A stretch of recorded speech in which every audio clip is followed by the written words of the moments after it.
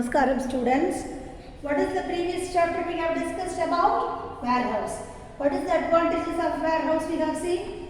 See, whatever the goods we are producing the goods. What is the purpose of producing the goods? To reach the ultimate purpose, to reach the consumer, isn't it? So in the meantime we are storing the goods in a place. So that place we call it as a warehouse. So whatever the goods we are storing, that goods should be come to the hands of the consumer. So whatever the goods we are producing, where and when the demand is needed, it should be hand over to the consumer, so that the purpose of warehousing will be survived, so that transport gives the smooth functioning of the next business service.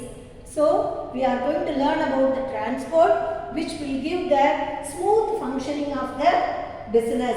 So it will give a transport also facilitates. We are traveling from people also traveling from one place to another, and then men and material also traveling from one place to another, and whatever the goods we are storing, that should be traveled to the other places, and within the time we can hand over the goods to from the producer to the consumer. So transport will help the product to move from one place to another. We are going to learn this chapter, transport. What is the types of transport, and also what is the meaning of transport, definitions, and also there are 3 types of transports. Everything we are going to learn. Now let us get into the lesson. See, transport service facilitates the smooth carriage of goods from the place of production in the place of consumer. Transport also facilitates traveling people from one place to another, and also different types of transport also we are using. What are they? Types of transport, that is air transport, water transport, surface transport, water transport, and air transport. That we can split into 3. So in this surface transport we are going to use, what are all the things we are going to use? In this, pack animals. In the surface transport we are going to have pack animals, and also next one is bullock cart.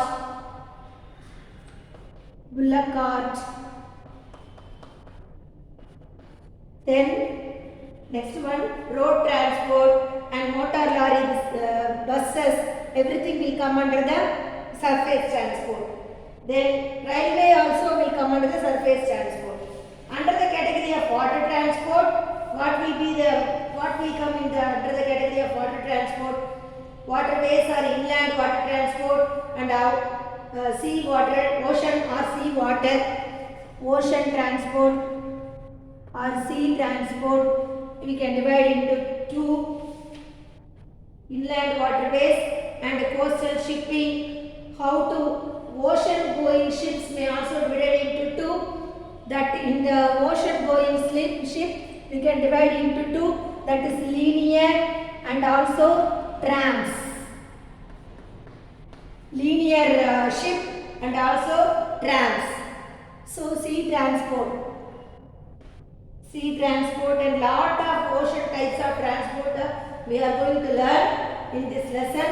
And we are going to air transport. What is the there is no what is that? Air transport is only mean aeroplane we are using for air transport. So there is no subdivisions. Let us move on to the introduction part.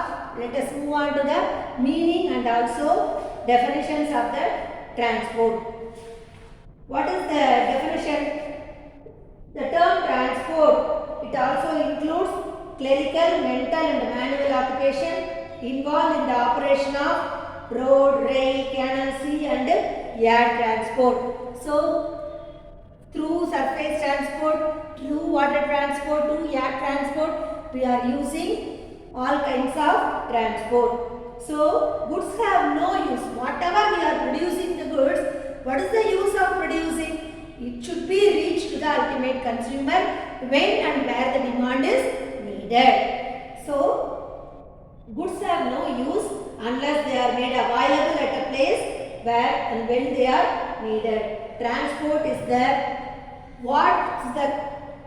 transport plays a integral part of the commerce. Without transport, see the aids to commerce, we have seen the wheel of commerce, isn't it? So in that one, if any one wheel is not available, the whole commerce will be affected. So whole thing will be collapsed. So in the transport plays an integral part of commerce. It is a predominant role. So then it is a means to carry men and material. So we are going for a job, isn't it? So through which one we are moving? Through any surface transport or through any water transport. Men and material also moving through the transport from one place to another. Then it removes the place of hindrance. Through warehouse removes the place of time. Here in the transport it removes the hindrance of place, isn't it? Hindrance of place we are removing. So whatever we need through transport we can get the goods available. So what are the types of transport? Transport can be classified into different ways depending on the types of transport. The ways and means of transport also motive power used in the transport. So the surface transport of people, goods by land vehicle is known as land vehicle. They are called as a surface transport. Transport through the water is called as a water transport. Transport through the air is called as a air transport. So aeroplane, helicopter, everything will come under air transport. Then what is the other name of surface transport? We call it as a land transport.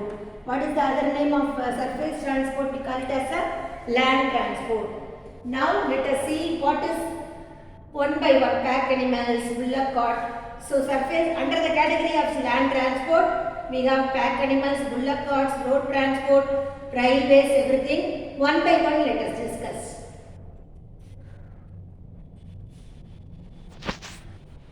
Next, let us move on to the surface transport. First one is pack animals. In this pack animals like horse and also mule, donkey, camel and elephant, etc. These are all for what reason we are using? Carrying the loads. So it will carry the loads, and so that we call it as a pack animals. Carry the loads in the backward areas which the road accessibility is not available. And this which place we can go, hilly tracks, we can use this transport in the hilly tracks, and also region like forest region and desert, we can travel through the pack animals. We can have a camel, we can see the desert, we are going to travel through the camel, isn't it? So if we are pack animals will carry the loads, and also it is there. Generally the pack animal serves area which is inaccessible to modern means of transport. And animal transport, this animal transport has also played a significant role where there is no road and no railway transport, is inaccessible road. The animal transport is very useful to travel. Then next one is bullock cart. Bullock cart in the rural area, the people use this bullock cart to travel. They can carry the goods, and it may be the goods traffic and also the passengers traffic, and it will connect the link between the people will connect the link between the market and the nearby railway station. And whatever the goods they are producing, they can carry on the bullock cart and they will sell the nearby market. For that reason, the bullock cart is very useful. On those days, bullock carts have a predominant role in the rural area. Then let us move on to the next one, road transport.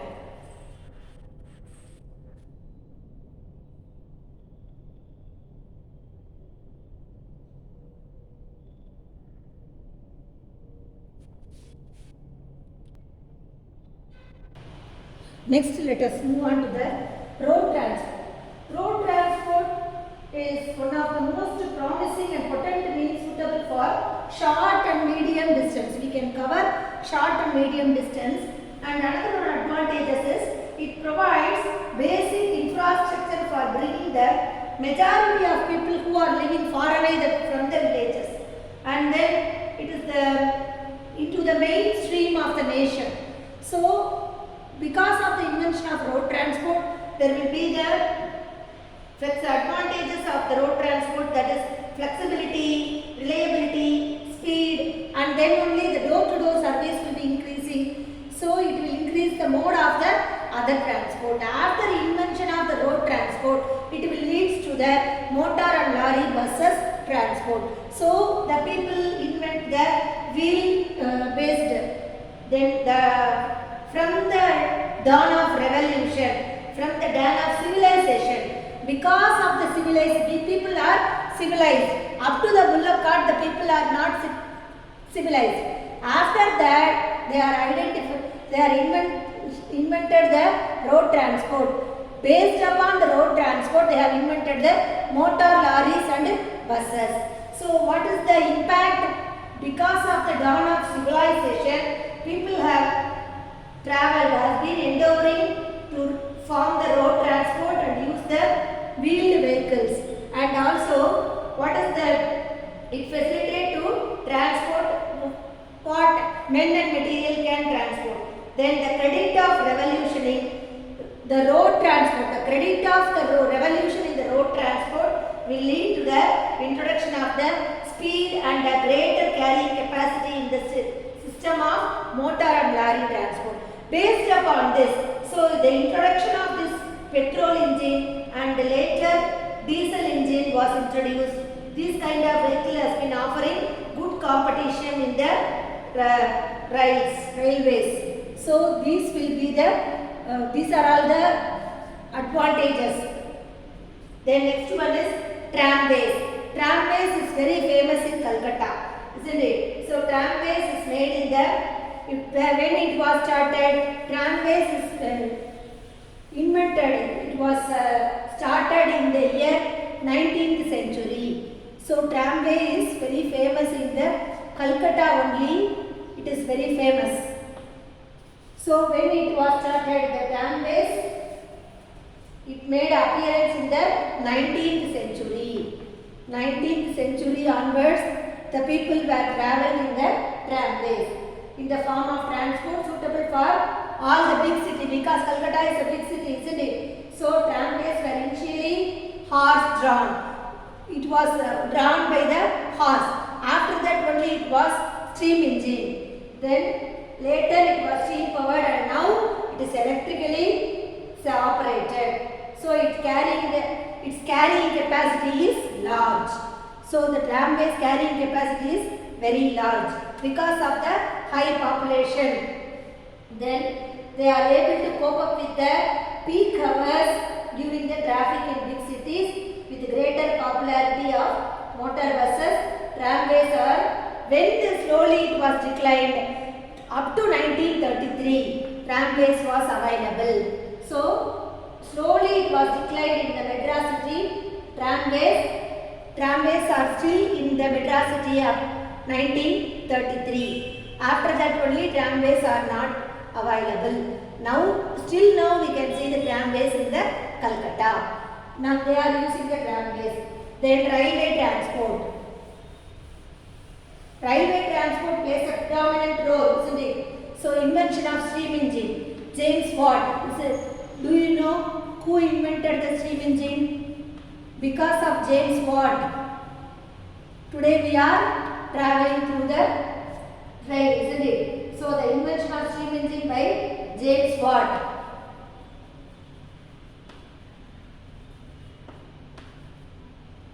Then the revolution mode of transport all over the world. So railway as a mode of transport, it's the most organized transport undertaking all over the world, because all over the world railway facilities is available. So railways are the cheapest and quickest means of transport. Cheapest and quickest means of transport. So first initially we can transport and we can carry the heavy loads. We can carry the heavy loads for long distance. We can carry the heavy loads for long distance. Then next one is railway render an essential public service. It requires huge capital and for outlay for laying the tracks, isn't it? For paying the lakhs and construction of bridges, purchase of locomotives. See, lot of materials want to purchase. For that they need huge capital. So railways are among the biggest public utilities of a country, isn't it? So rail transport means it is a means transferring of passenger and goods on the wheeled vehicles running on the rails. It is running on the tracks. See, for tracks, what are all the tracks? Broad gauge, meter gauge, and also the 3 cages is there, isn't it? So railway transport stated it to be important in the Industrial Revolution.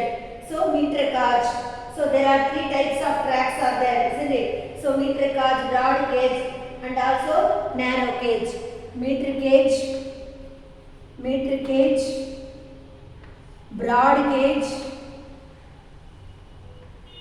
and also narrow gauge. Depending upon the place, they are going to lay the railway tracks. So within the tracks only they can move. Without the tracks, it is not possible to move. Then do you know more about the railway? So our Indian Railway is the largest railway organization in the world. Which is the largest railway organization? Our Indian Railway. Our Indian Railway is the largest organization in the world level. So the Indian nationwide network, it is the 4th longest in the world. So it is owned and operated by the state-owned. It is in the which place it is placed? 4th largest place. It is in the 4th place in the world. So railways and it includes an operating route length of more than 65,000 kilometers. So the network carried about 8 billion passengers. It is the highest in the world. So the data which is given during the year 2013. So we have covered the railway tracks are covered 65,000 kilometers. So 65,000 kilometers. The network carried about 8 billion passengers. This is the highest statistics in the world. Then what is the advantages of railway transport, and there is a disadvantages also is there. So what is the advantages of railway? See, railways are well suited for carrying heavy loads. Already we have seen, isn't it? Bulky goods, and also it will cover the heavy long distance. What are all the advantages and what are all the disadvantages? Let us see.